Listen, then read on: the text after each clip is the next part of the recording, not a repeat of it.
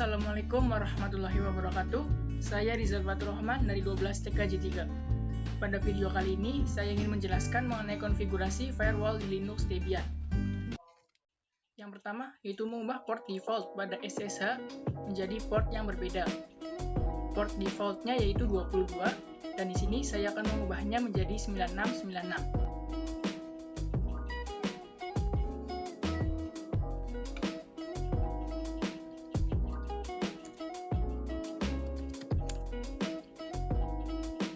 Cara-caranya yaitu, yang pertama kita masuk ke konfigurasi SSH, masukkan perintah nano /etc /sshd_config. Kemudian kita rubah port 22 ini menjadi port 9696. Lalu jika sudah, kita save. Kemudian kita restart service SSH dengan cara masukkan perintah /etc/init.d/ssh_restart. Kemudian enter. Jika sudah oke, lalu kita uji coba menggunakan aplikasi putih pada Windows Client.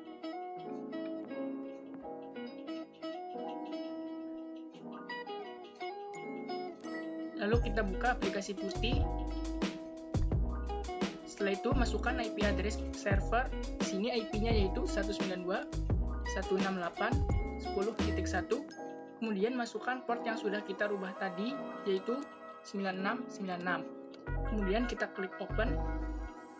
Setelah itu kita login menggunakan username. Di sini username-nya yaitu Rizal Fatur Rahman. Kemudian kita masukkan passwordnya. Tampilan ini menunjukkan bahwa server sudah berhasil diremote menggunakan PC klien dengan IP 192.168.10.1 dan port 9696.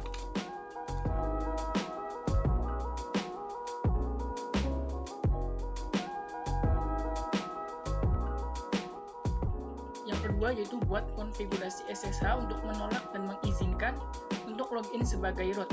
Yang pertama, di sini saya akan buat konfigurasi menolak SSH untuk login sebagai root.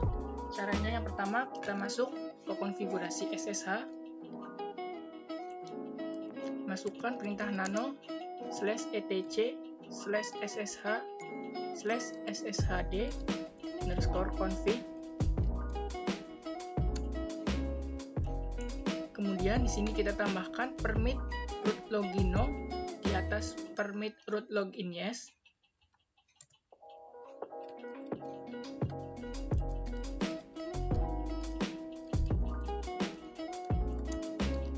Jika sudah, kita save.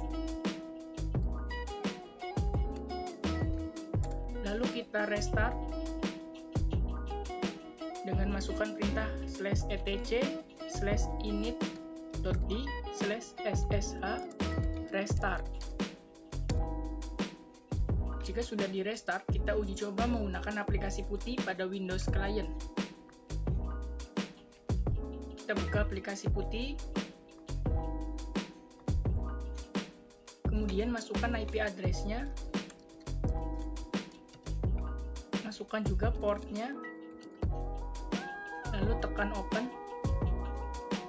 Untuk loginnya di sini kita login menggunakan root dan masukkan passwordnya. Dan hasilnya di sini kita tidak bisa login menggunakan root pada SSH karena saya sudah membuat konfigurasi untuk menolak login menggunakan root.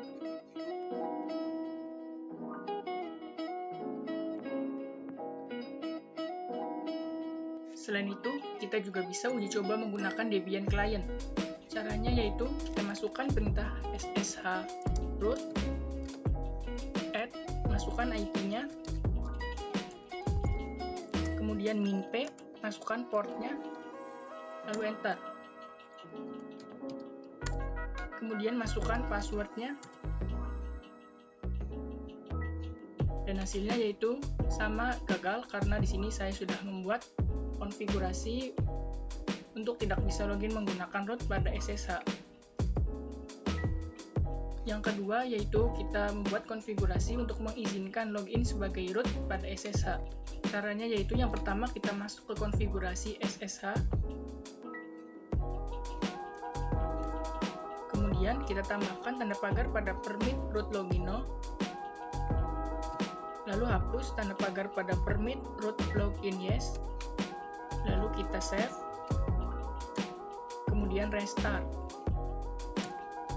Setelah di restart, kita uji coba menggunakan aplikasi putih pada Windows Client. Kita masuk aplikasi putih, kemudian masukkan IP address-nya, dan masukkan port-nya. Lalu kita tekan open. Kita coba login menggunakan root, kemudian masukkan password-nya. Dan hasilnya di sini berhasil karena di sini kita sudah mengizinkan login sebagai root pada SSH. Kita juga bisa uji coba menggunakan Debian Client. Caranya yaitu kita masukkan perintah SSH root, add, masukkan IP-nya, kemudian minp 9696, kemudian masukkan password-nya. Dan hasilnya di sini berhasil karena di sini kita sudah membuat konfigurasi untuk mengizinkan supaya kita bisa login sebagai root. Yang ketiga yaitu menolak paket ICMP pada server. Langkah-langkahnya yang pertama, kita masuk ke perintah nano /etc/sys/ctl.conf. Kemudian pada baris paling akhir, kita tambahkan perintah net.ipv4.echo_ignore_all sama dengan 1. Kemudian kita enter, masukkan perintah net.ipv4.icmp_ignore_broadcast sama dengan 1. Setelah itu, kita simpan perubahan menggunakan perintah sys/ctl minp. Setelah itu, kita uji coba pada Windows Client. Caranya yaitu kita masuk cmd, kemudian kita ping IP server.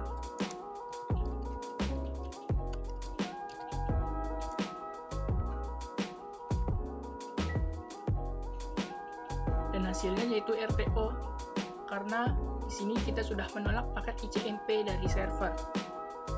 Selain itu, kita juga bisa mengecek menggunakan Debian Client. Caranya, kita masukkan perintah ping 192.168.10.1 atau IP dari server, lalu enter. Dan hasilnya itu tidak ada respon apapun karena di sini kita sudah menolak paket ICMP dari server. Selanjutnya yaitu yang keempat, mencari port yang sedang berjalan pada server. Di sini kita bisa menggunakan perintah netstart min toolpn, atau kita juga bisa menggunakan perintah nmap. Yang pertama, masukkan perintah nmap, masukkan IP-nya,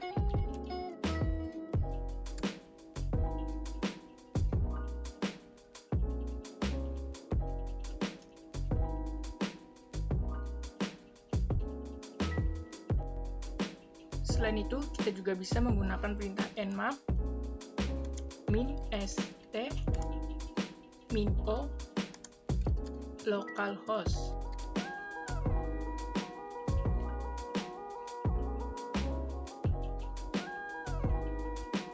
Kemudian kita juga bisa menggunakan perintah nmap min st min o 192.168.10.1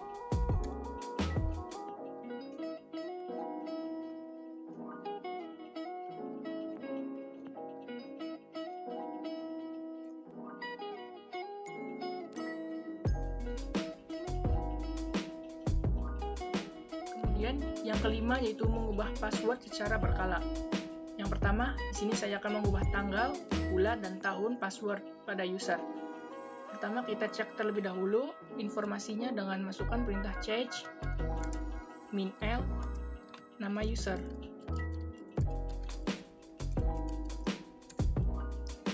Kemudian untuk mengubahnya, kita masukkan perintah change -d, kemudian masukkan tanggal, bulan, tahun yang diinginkan. Kemudian masukkan nama usernya atau username. Kemudian kita enter. Lalu kita cek menggunakan perintah change -l nama user.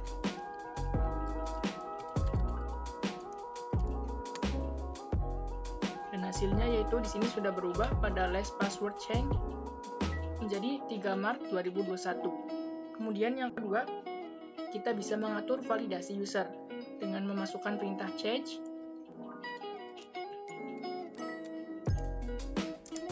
-m60 -m7 -w7.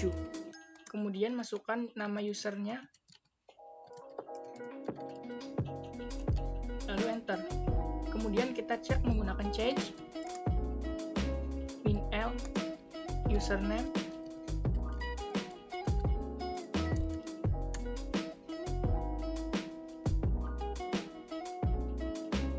Selanjutnya itu mengubah masa berlaku password. Caranya itu kita masukkan perintah change -e, kemudian masukkan tanggal, bulan, tahun sesuai dengan keinginan. Kemudian masukkan nama user. Lalu enter. Dan kita cek menggunakan change -l nama user.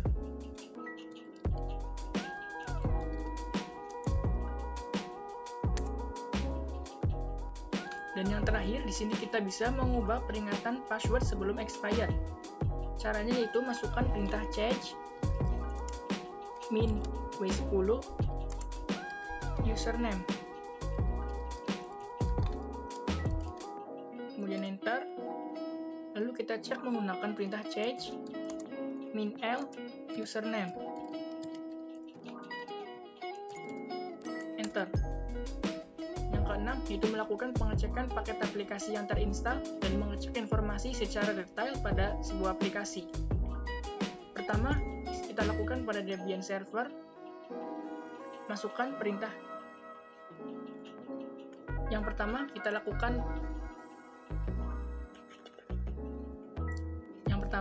lakukan pengecekan aplikasi pada server. Caranya yaitu masukkan perintah dpkg strip list. Kemudian kita lakukan pada Debian client. Caranya sama yaitu dpkg strip list.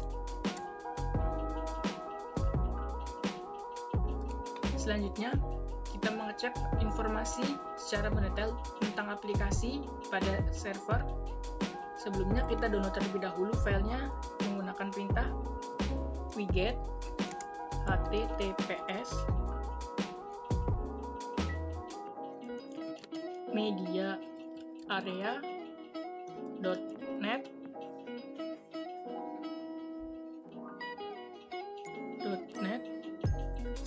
repo/debian/repo/min/repo strip media area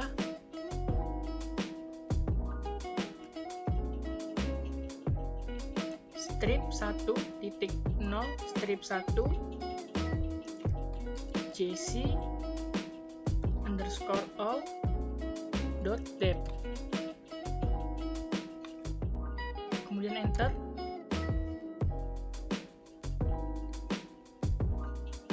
Lalu untuk mengecek informasinya, kita masukkan perintah dpkg double strip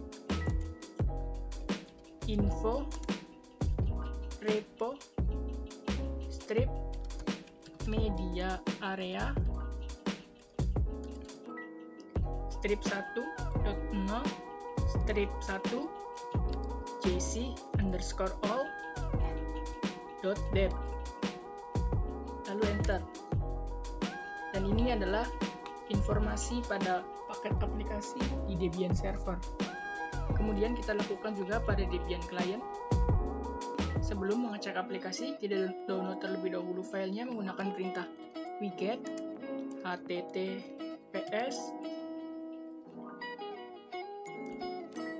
mediaarea.net/repo/debian/repo strip media area strip snapshots strip 1.0 strip 1 jc_all.deb.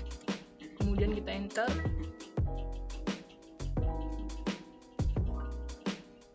Untuk mengecek informasinya, kita masukkan perintah dpkg double strip info, kemudian repo strip media area strip snapshots strip 1.0 strip 1 jc_all.deb, lalu enter. Dan ini adalah informasi paket aplikasi pada Debian client. Yang ketujuh yaitu melakukan penghapusan pada paket aplikasi. Di sini saya akan menghapus bin 9 yang sebelumnya sudah terinstall pada Debian server dan Debian client. Pertama, kita hapus pada Debian server. Sebelum dihapus, kita cek apakah sudah terinstall atau belum dengan masukkan perintah apt get install bin 9. Dan di sini sudah terinstall. Sekarang kita hapus menggunakan perintah apt get remove bin 9. Kemudian enter, tekan Y.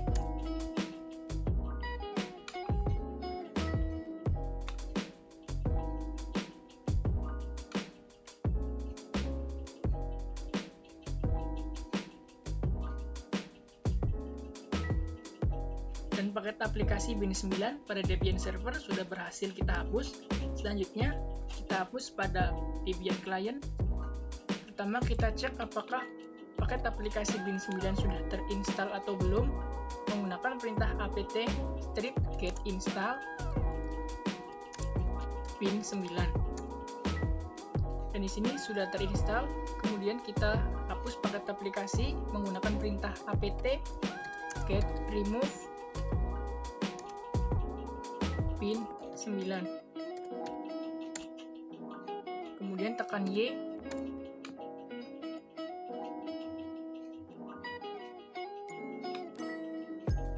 Dan paket aplikasi bin 9 pada Debian client sudah berhasil kita hapus. Yang ke-8 yaitu melakukan backup folder. Pertama, kita install terlebih dahulu.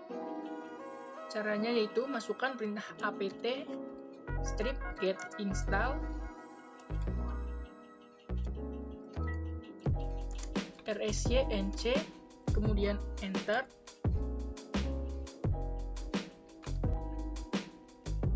Kemudian masukkan DVD yang pertama.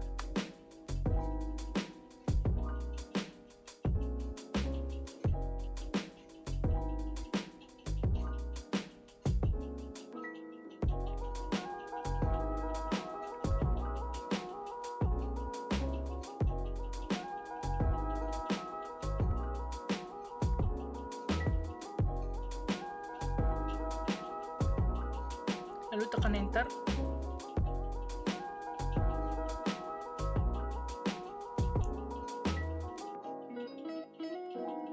Jika sudah terinstall, kita buat folder dengan nama backup. Caranya yaitu masukkan perintah mkdir /home/backup. Jika sudah, tekan enter.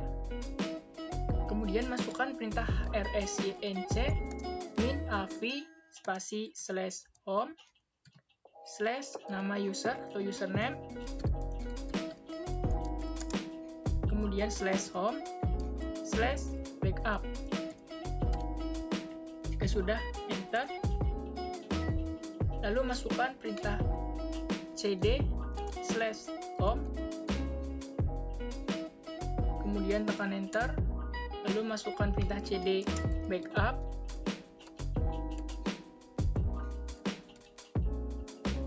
lalu enter. Masukkan perintah ls, kemudian enter. Dan file tadi sudah berhasil kita backup dan sudah dipindahkan ke folder backup. Terima kasih atas waktunya, semoga video ini bermanfaat.